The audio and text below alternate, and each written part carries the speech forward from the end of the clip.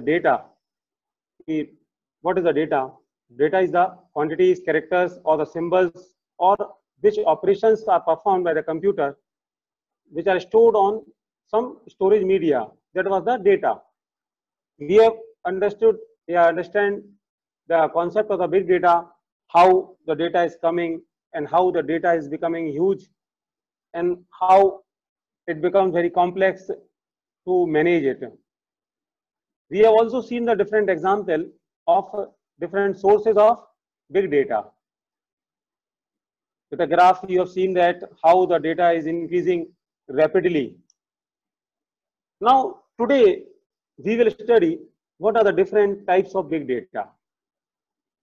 So basically, data are of three types. That is the structured data, second is the unstructured data, and third is the semi-structured data. तो data जो है उसको तीन category में classify हमने कर दिया है. So let us understand what is the difference between all these three categories. So structured data means any data that can be stored, accessed, and processed in the form of fixed format is termed as a structured data.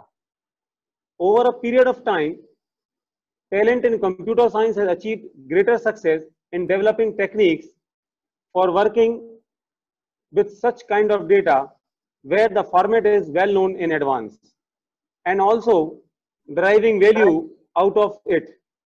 However, nowadays we are foreseeing issues when a size of such data grows to huge extent. Typically, size are being in the range of multiple zettabytes.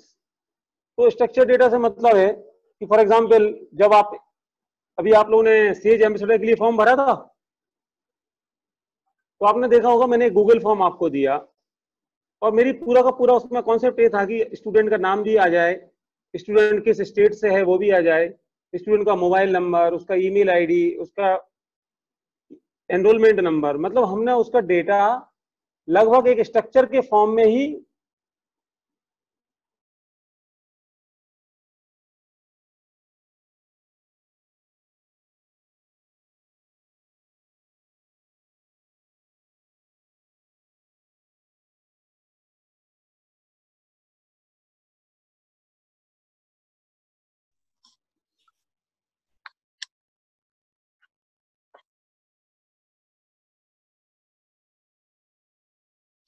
Sir आवाज नहीं आ रही. अभी जब से आवाज ही नहीं आई क्या? Hello, बीच में बंद हो गई. अब आई सर. तो बीच में बंद हो गई थी तो अभी कहाँ तक सुना था तुमने? मतलब शुरू से सुना ही नहीं होगा फिर. नहीं सर सुना है सर, गूगल फॉर्म के बाद आपने सुना था. स्ट्रक्चर डेटा सुना था. गूगल फॉर्म तक आपने बता दिया. चलिए तो ठीक है. तो गूगल फॉर्म में आपने देखा कि डेटा अपन ने एक स्ट्रक्चर के फॉर्म में लिया था. अभी सब लोग म्यूट कर लो थोड़ा सा, ठीक है. चलिए तो जैसे एक एग्जांपल अगर अपन देखें यहाँ पे तो एक एम्प्लॉय की टेबल होती है तो उसपे एक एम्प्लॉय आईडी हमने डाला है, एम्प्लॉय का नेम डाला है, जेंडर डाला, डिपार्टमेंट डाला और सैलरी इन लैक्स मींस जो भी उसकी सैलरी है वो अपन ने डाली है. तो क्या होगा कि हम अगर देखें कि हम डिपार्टमेंट वाइज चाहें तो टोटल सैलरी कितनी हम दे रहे हैं वो पता कर सकते हैं, एम्प्लॉयज वाइज चाहें तो पता कर सकते हैं, एम्प्लॉय आईडी से पता करना हो तो पता कर पा रहे हैं, और हमारे कॉलेज या डिपार्टमेंट में कितने मेल हैं कितने फीमेल हैं तो हम कहीं ना कहीं शॉर्टिंग या कुछ प्रोसेसिंग कर सकते हैं कि कैसे हम उसको निकाल सकते हैं अगर एक पर्टिकुलर फॉर्मेट में हो. अगर मान लो हमने जेंडर नहीं भरवाया होता अगर एम्प्लॉय से या डेटा में, अब मुझसे कहा जाए कि पता करो कि भाई कितनी महिला कितने पुरुष हमारे कॉलेज में काम कर रहे हैं या कितने डिपार्टमेंट में काम कर रहे हैं, means how many there are males and females. अब जैसे मान लीजिए सुशील रॉय, हो सकता है इट माइट पॉसिबल कि सुशील जो शब्द है किसी फीमेल का भी हो सकता है. How can we differentiate she was a male और ही वाज अ मेल और शी वाज अ फीमेल. तो अगर हमने जेंडर से भरवा लिया है तो वी कैन जस्टिफाई कि हाउ मेनी मेल्स और females are working in our organization. Second part जो आता है वो आता है unstructured data. Unstructured data means any data with unknown form or the structure is classified as unstructured data. In addition to the size being huge, unstructured data poses multiple challenges in terms of its processing for deriving values out of it. Deriving values out of it means जब मेरे पास structured unstructured data है, मान लो केवल हमने नाम ले लिए, अब नाम से मैं पूछूं आपसे कि 50 नाम मेरे पास हैं, अब उस नाम में से मुझे बताओ ओबीसी कितने हैं, माइनॉरिटी कितने हैं, जनरल कितने हैं, हम नहीं बता पाएंगे। क्यों? क्योंकि सपोज मान लो पर्टिकुलर हम कास्ट की बात करें, फॉर एग्जांपल हम एक श्रीवास्तव शब्द की बात कर रहे हैं, जैसे मेरे दोस्त हैं एक दो परिचित, इसलिए मैं श्रीवास्तव शब्द ले रहा हूं। श्रीवास्तव शब्द लाला में भी आता है, मींस अनरिजर्व कैटेगरी हो गई। कोई कोई व्यक्ति श्रीवास्तव जो SHRI ना लिख के वो SRI लिख देते हैं, तो वो ओबीसी कैटेगरी वाले भी कुछ श्रीवास्तव लिखते हैं। एक श्रीवास्तव ऐसा भी है, मतलब मेरे पहचान का है सागर में, वो बेसिकली SC है, लेकिन वो श्रीवास थे और श्रीवास से लिखते लिखते तबाह हो गए, वो तो श्रीवास तबाह हो गए। तो वो श्रीवास जो शब्द था वो श्रीवास्तव में कन्वर्ट हो गया, तो मुझे पता कैसे चलेगा कि वो SC ST है कि OBC है? We can not differentiate. तो अनस्ट्रक्चर्ड डेटा से एक आउटपुट निकालना, एक वैल्यू ड्राइव करना, it's a very difficult task. For example हमने यहाँ पे लिखा भी है, typical example of unstructured data is heterogeneous data source containing the combination of simple text file, images and videos. बहुत सारी हमारे पास टेक्स्ट फाइल्स हैं जिसका कोई हमें फॉर्मेट ही नहीं है मेरे पास, कुछ वीडियोस हैं, कुछ इमेजेस हैं। So nowadays, organization having wealth of data available with them, but unfortunately, they don't know how to derive value out of it, since this data is in the raw form or unstructured format. हमारे पास जैसे आज की date में बहुत सारा data है, जैसे for example हम बात करें, मेरे पास एलुमनाइज के नाम और फोन नंबर है मेरे पास, और मुझे पता चला कि उसका यही नहीं पता वो किस बैच का पास आउट है, मुझे यही नहीं पता किस कंपनी में काम कर रहा है, मुझे यही नहीं पता कि वो कितने परसेंटेज से पास हुआ। तो वो अनस्ट्रक्चर्ड डेटा है। उस एलुमनाई का नाम होना, मोबाइल नंबर होना, it is not a sufficient data. हमें उसका ये भी मालूम होना चाहिए उसके साथ वाले कलीग कौन होंगे, किस कंपनी में काम कर रहे हैं। अगर वो है तभी हम उसको एक पर्टिकुलर फॉर्म ऑफ ब्रांडिंग में यूज कर पाएंगे, इन पर्टिकुलर फॉर्म उससे कनेक्ट कर पाएंगे, अदरवाइज वो हम उसको यूज नहीं कर पा रहे। फॉर एग्जाम्पल अगर हम बात यहाँ देखें आप अनस्ट्रक्चर्ड डेटा की, output return by the Google search, अगर मैं डाल रहा हूं हडूप बिग डेटा, एक हमने वर्ड डाला हडूप बिग डेटा, तो आप देखो अनस्ट्रक्चर्ड फॉर्म कैसे है। एक साइड आप देखो तो आपको क्या दिख रही है, बुक्स दिख रही हैं। एक साइड देखो आप ऐड आ रहा है कि IBM बोल रहा है कि हडूप का कुछ ब्लॉग लिखा होगा या कुछ कंटेंट मैटर लिखा है। एक कोई वेबसाइट है वन डिस्को, वो कुछ और कंटेंट दे रही है। एक यूट्यूब का कहीं वीडियो दिख रहा है, एक कहीं ब्लॉग दिख रहा है। मींस अगर देखो तो अनस्ट्रक्चर्ड फॉर्मेट है। मतलब हमने अगर हडूप बिग डेटा सिंपल लिखने से मल्टीपल टाइप्स ऑफ फाइल मुझे मिल गई। हो सकता है हडूप की कोई इमेज दिख जाए, हडूप का कोई वीडियो लेक्चर आपको दिख जाए, हडूप की कोई आपको बुक दिख जाए। That is known as unstructured format, कि कोई स्ट्रक्चर्ड फॉर्मेट नहीं आया। लेकिन अगर हम इसे मान लो एक शब्द लगा देते Hadoop big data file type PDF, जब मैंने फाइल टाइप PDF लगा दिया तो क्या हो गया, स्ट्रक्चर्ड फॉर्म में कन्वर्ट हो गई। वो कैसे? वो केवल वही लिंक आपको शेयर करेगा जिसमें PDF फाइल होगी। That may be a book, that may be a blog, और that may be a some notes format. Then this unstructured format is automatically convert into structured format. Third जो category है that is the semi structured format. Semi structured format means जहां mix है, formatted भी है, unformatted भी है, unstructured भी है। So it's a data containing both the forms of data. We can see semi-structured data as a structured in form, but it is actually not defined. With example, a table definition in relational DBMS. For example, a semi-structured data is a data represented in an XML file. आपने XML files आपने देखी होंगी, जहां पे जो XML files होती हैं they are some sort of semi structured. For example हम बात करें यहाँ पे, तो this is an example of an XML file, जहाँ पे नेम है, आपकी कैटेगरी है, मेल है, फीमेल है, जेंडर उसका लिया हुआ है, फिर एज है, फिर उसके बाद आपका सम रिकॉर्डिंग उसका रिसीव्ड डेटा रिसीव्ड हो गया। तो यहाँ देखो कहीं ना कहीं स्ट्रक्चर्ड भी है और some of sort of semi structured data भी है। सेमी स्ट्रक्चर्ड मींस एक पूरी की पूरी फाइल बनी हुई है टेक्स्ट फाइल टाइप की, लेकिन कहीं ना कहीं वो स्ट्रक्चर में बनी हुई है तो वो स्ट्रक्चर्ड भी है। This is an type of a semi structured file. Now let us understand what are the characteristics of big data. Basically big data की जब बात हम करते हैं, वी आर टॉकिंग अबाउट वीज, 3 V's, 4 V's and 5 V's. So let us see what are the V here. First V is the volume.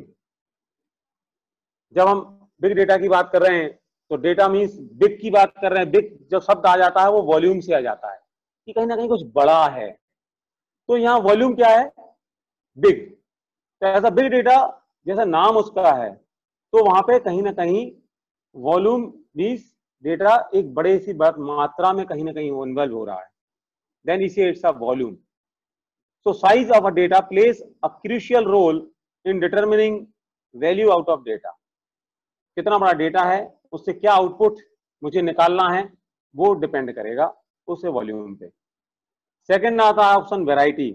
Variety का मतलब है, फॉर एग्जांपल अभी हमने अनस्ट्रक्चर्ड में देखा, हमने जब हडूप शब्द डाला तो बुक भी आ गई, कुछ वीडियो फाइल भी आ गई, कुछ टेक्स्ट फाइल भी आ गई, कुछ पीडीएफ फाइल भी आ गई, कुछ डिफरेंट टाइप्स ऑफ डेटा भी आ गए। तो variety means different types of varieties available है हमारे पास। तो here variety refers to heterogeneous sources and the nature of data. और वो जो नेचर है वो स्ट्रक्चर्ड भी हो सकता है, अनस्ट्रक्चर्ड भी हो सकता है। तो during earlier days spreadsheet and database were the only source of data. अगर हम आज से 5-7 साल पहले की बात करें तो जनरली 2 ही चीजों पे काम होता था, वो था एक्सेल पे या डीबीएमएस या डेटाबेस मैनेजमेंट पे। तो केवल हमारे पास इससे आते एक्सेल की शीट बन रही होती थी या कहीं ना कहीं डीबीएस की फाइल बन रही होती है, डेटाबेस फाइल बनती होती थी। So they have only the source. But now अगर हम आज की बात करें तो हमारे पास जो डेटा है वो कहीं इन द ईमेल फॉर्म है, कहीं पीडीएफ के फॉर्म में है, कहीं फोटोज हैं, कहीं वीडियोज हैं, कहीं घर में जो आईओटी डिवाइस लगी है, मॉनिटरिंग डिवाइस वो हैं। तो different types, heterogeneous types of data हमारे पास हो गया। तो this variety of unstructured data possess some certain issues for storage, some different issues on mining, some different issues on analyzing data. Generally हमें data का करना क्या है? हमें डेटा को एनालाइज करना है। क्यों करना है? क्वेश्चन राइज होता है। तो आपने देखा होगा अमेजोन पे मान लीजिए आप सर्च करते हो, फॉर एग्जाम्पल आप लैपटॉप सर्च कर रहे हो, अमेजोन पे आपने लैपटॉप सर्च किया, फ्लिपकार्ट पे आपने लैपटॉप सर्च किया, और आपने कोई और ई कॉमर्स वेबसाइट पे आपने लैपटॉप सर्च किया, मान लो खरीदना हो या सर्च कर रहे हो जस्ट देखने के लिए कि कितने का आ रहा है। उसके बाद आप उसको बंद कर दीजिए। थोड़ी देर बाद, 1 घंटे बाद, 2 घंटे बाद जब आप अगर फेसबुक खोलते हो तो आपने देखा होगा फेसबुक पे ऐड आने लगते हैं। आपको क्या ऐड आते हैं कि लिनोवो का ऐड आएगा, कहीं एचपी का ऐड आएगा आपके पास, तो कहीं किसी दूसरी कंपनी का ऐड आएगा। मीन्स आपको लैपटॉप से रिलेटेड ऐड आने लगेंगे। लैपटॉप के डिफरेंट कॉन्फ़िगरेशन से रिलेटेड आपको विज्ञापन आ जाते हैं। क्यों आ जाते हैं? क्योंकि आपने 2 घंटे पहले, 3 घंटे पहले कहीं अमेजोन पे या फ्लिपकार्ट पे you were searching some laptop. Means आपका डेटा वहां से चोरी हो गया या वहां से डेटा आपका माइन हो गया। मीन्स वो जो गूगल है, गूगल जो एड्स हैं, उसने माइनिंग कर ली। आप क्या सर्च कर रहे थे, आपने जो सर्च किया है, इसका मतलब है आप वही सर्च करते हो जो उसकी आपको जरूरत है। आप लैपटॉप सर्च कर रहे हो, इसका मतलब you may be thinking of buying a laptop. तो वो आप देखोगे कि उसके बाद 10 से 15 दिन तक वो आपको लैपटॉप्स के ऐड दिखाता रहेगा कंटिन्यूअसली, क्योंकि हो सकता है कि आप कोई ना कोई लैपटॉप आप खरीद लो, तो उनको तो विज्ञापन करना है और उनका एक आप क्लिक करके आप उनको लैपटॉप सर्च करते हो, खरीदते हो। तो that is the success of the Google और सक्सेस ऑफ हिज एडवर्टाइजमेंट। सो वो जो वैरायटी है, वो जो माइनिंग की बात हम कर रहे थे कि हमें डेटा माइन क्यों करना है, डेटा से हमें क्या आउटपुट निकालना है, that is here the use of a data. Third हम जब बात करें वो आती है वेलोसिटी। वेलोसिटी तो शब्द आप जानते हैं, फिजिक्स का वर्ड है। ये स्पीड से बात करते हैं हम यहाँ। वेलोसिटी मतलब स्पीड। वेलोसिटी का मतलब होता है स्पीड विद पर्टिकुलर डायरेक्शन। अगर हम स्पीड अगर बोल रहे हैं तो हमारे पास इसमें डायरेक्शन फिक्स नहीं है। डायरेक्शन मतलब हमने कहा कि गाड़ी हमारी 70 की स्पीड से चल रही है, पर अगर हम बोले 70 की स्पीड से दिल्ली जा रहा है तो डायरेक्शन फिक्स है कि he is going to Delhi. 70 की स्पीड में गोइंग टूवर्ड्स नॉर्थ, वो नॉर्थ की साइड 70 की स्पीड से जा रहा है। अगर हमने 70 की स्पीड से बोला है तो हमें ये नहीं मालूम कि किस डायरेक्शन में, गोल घूम रहा है 70 की स्पीड में, कि एक्स साइड है कि वाई साइड है कि कहीं और है कि ऊपर साइड जा रहा है। तो वेलोसिटी का मतलब होता है कि स्पीड विद सम डायरेक्शन। तो here velocity refers to the word generation of a data. तो जब डेटा की जनरेशन हो रही है तो आप देखोगे कि फेसबुक पे जनरेट हो रहा है डेटा एक पर्टिकुलर डायरेक्शन में। फेसबुक, वहां पे क्या डायरेक्शन है, पीएनजी फाइल है, जेपीजी फाइल है, टेक्स्ट फाइल है, या कहीं ना कहीं गूगल मैप्स है, मतलब एक पर्टिकुलर फील्ड में डेटा हो रहा है। तो big data velocity means speed at which data flows in from sources like business, from application logs, from networks and social media sites, sensor, mobile device, etc. The flow of data is massive and continuously. अगर हम देखें तो data जो है bulk में massive और continuously आता जा रहा है और स्पीड में आ रहा है। नेक्स्ट अगर हम बात करें कैरेक्टरिस्टिक्स की, then that is the variability। तो वेरिएबिलिटी का मतलब यहाँ पे है inconsistency. Inconsistency means which can be shown by the data at times, thus hampering the process of being able to handle and manage the data effectively। Means कहीं ना कहीं inconsistent data है और जहां पे हम डेटा को मैनेज और हैंडल जब मुझे करना है तो how we can manage it effectively. So these are all 4 V's about different characteristics of big data. So that is first the volume, second is the variety, third is the velocity, and fourth is the variability. So these are the characteristics of the big data. Now let us talk about what are the benefits of big data processing। तो अभी हम जो बात कर रहे थे कि big data हमने मिल गया, बिग डेटा मैंने इकट्ठा भी कर लिया, अब मैं उस पर क्या काम करूंगा, उसकी प्रोसेसिंग करने से मुझे फायदा क्या होगा। तो अभी हमने एक एग्जांपल आपको डिस्कस किया अमेजॉन का, कि जब आप अमेजॉन में कोई चीज परचेज करने के लिए सर्च कर रहे होते हैं और वो जब सर्च करते हो तो फेसबुक पे आपको ऐड आने लगेगा, इंस्टाग्राम पे उसका ऐड आने लगता है, मींस वो डेटा की माइनिंग हो गई है और पर्टिकुलर उस चीज आपको दिखाने लगा है। तो पहला अगर हम बेनिफिट देखें यहाँ पे, तो businesses can utilize outsourced intelligence while taking decision. मतलब उनको क्या सेल निकालनी है, क्या आपका आना है, कैसे सेल हमारी बढ़ेगी, क्या लोग डिमांड करेंगे, दिवाली आ रही है तो लोग क्या सर्च कर रहे हैं, तो मुझे क्या बेचना है। आपने कंप्यूटर खरीद रहे हो, कंप्यूटर सर्च कर रहे हो, तो मीन्स आपको कंप्यूटर खरीदना है। फॉर एग्जाम्पल की बात करें, अगर हम रिलायंस की बात करें तो रिलायंस 1 महीने की सेल निकाल लेता है कि 1 महीने की सेल में लॉकडाउन पीरियड के पहले किस चीज की डिमांड ज्यादा आएगी। अगर मान लो अब लॉकडाउन लगना है तो किस चीज की डिमांड ज्यादा आएगी, तो वो क्या बेचने के लिए क्या स्टोर करके रख ले, कि वो फूड ग्रेन्स ज्यादा बिकने वाले हैं, कपड़े नहीं बिकने वाले, तो कपड़ों को वो स्टॉप कर दे, फूड ग्रेन्स को ज्यादा भेजे, खाने पीने की चीज ज्यादा बिक रही है, लोग बिस्किट खरीद रहे हैं, लोग मैगी खरीद रहे हैं ज्यादा, क्योंकि 7 दिन 10 दिन घर में पैक रहेंगे, उन्हें कुछ वैरायटी खाने के लिए चाहिए, तो घर में आप क्या बना के खाएंगे। उन्होंने कहा नूडल्स बना के खा सकते हैं, कुछ नमकीन खरीद के ले जा रहे हैं। तो मीन्स क्या बिकने वाला है उस चीज के एनालिसिस हम कर सकते हैं। तो business can utilize this data in searching new in taking some decision कि मुझे क्या खरीदना है, क्या बेचना है, क्या डिमांड आने वाली है। Second is the improved customer service. जब हम डेटा है, मेरे पास फीडबैक आ गया है, अगर मेरे पास फीडबैक अगर अच्छा आ रहा है तो उसको कैसे मैं फीडबैक को यूज करके डिफरेंट कस्टमर सर्विस को बढ़ा सकते हैं। आपसे फीडबैक फॉर्म भराया जाता है, आप प्ले स्टोर से कोई भी चीज डाउनलोड करते हो तो फीडबैक भराते हो, आप व्हाट्सएप पे वॉइस कॉल करते हो तो फीडबैक भराता है। आपने अगर 3 या 4 दो तो वो पूछता है क्या प्रॉब्लम आई। अगर आपने लिखा वॉइस या इंटरनेट कनेक्टिविटी प्रॉब्लम आई तो फिर वो क्या करता है, उसको सुधारने की कोशिश करता है, उस टेक्नोलॉजी को अपग्रेड करने की बात करेगा। तो कस्टमर सर्विस को हम इंप्रूव कर सकते हैं बाय टेकिंग सम फीडबैक, जो रिस्पॉन्सेज हमारे पास आ रहे होते हैं। थर्ड, अगर हम बात करें identification of risk to the product oblique services if any. For example हम बात करें कि जैसे लॉकडाउन पीरियड के पहले उन्होंने देखा कि खाने की चीज ज्यादा बिक रही है, तो हम कपड़े को स्टॉक ना करें, मीन्स वो रिस्क हो जाएगी, क्योंकि लॉकडाउन पीरियड में आदमी को घर पे रहना है तो कपड़े नहीं खरीदने वाला, वो फूड ग्रेन्स ही ज्यादा खरीदने वाला है। कौन सी चीज की डिमांड कब आने वाली है वो हम पुराने डेटा के हिसाब से हम निकाल सकते हैं। फॉर एग्जाम्पल आप रेलवे पे रिजर्वेशन लेने जाते हो तो आपने देखा होगा आजकल एक प्रोबेबिलिटी कंडीशन देता है। प्रोबेबिलिटी कहां से निकालता है वो, कि पिछले साल की जुलाई में इसी ड्यूरेशन में कितने लोगों का रिजर्वेशन प्रोसेस हो गया था, कितने वेटिंग लिस्ट क्लियर हो गई थी, उसके हिसाब से वो प्रोबेबिलिटी आपको दिखाता है।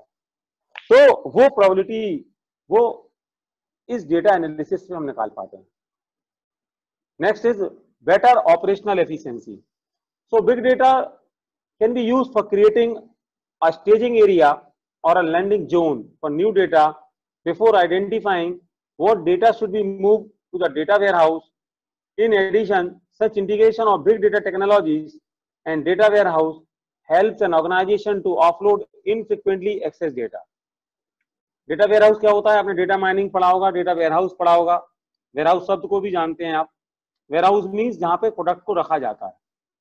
तो data warehouse भी बहुत बड़ा बिजनेस है आज की डेट में, कि मेरा डेटा कहीं ना कहीं स्टोर होना चाहिए। वो मेरा डेटा कहाँ स्टोर हो रहा है, तो वो डेटा मेरा स्टोर जो हो रहा है, तो हम उस डेटा को फिल्टर करके अपने वेयरहाउस में सेव करें। जो मेरा डेटा काम का नहीं है, डेटा को हम डिलीट कर दें, तो मेरी मेमोरी बचेगी, मेरा स्पेस बचेगा और मेरा सेफ डेटा सेव हो जाएगा। तो these are some benefits of big data. Next summary जो हमने अभी तक पढ़ा कल की क्लास और आज की क्लास में, कि बिग डेटा क्या है, what are the examples, what are the different types of data. Big data जो है स्ट्रक्चर्ड, अनस्ट्रक्चर्ड, सेमी स्ट्रक्चर्ड, उसकी हमने 4 V's की बात करी, कैरेक्टरिस्टिक्स की, वॉल्यूम है, वैरायटी है, वेलोसिटी है, वेरिएबिलिटी है, और फिर हमने उसके बेनिफिट्स की बात करी कि हम उसको कैसे बेनिफिट्स उठा सकते हैं। So this is all about today lecture. Thank you very much, have a nice day. Now अब अपन कुछ क्वेरीज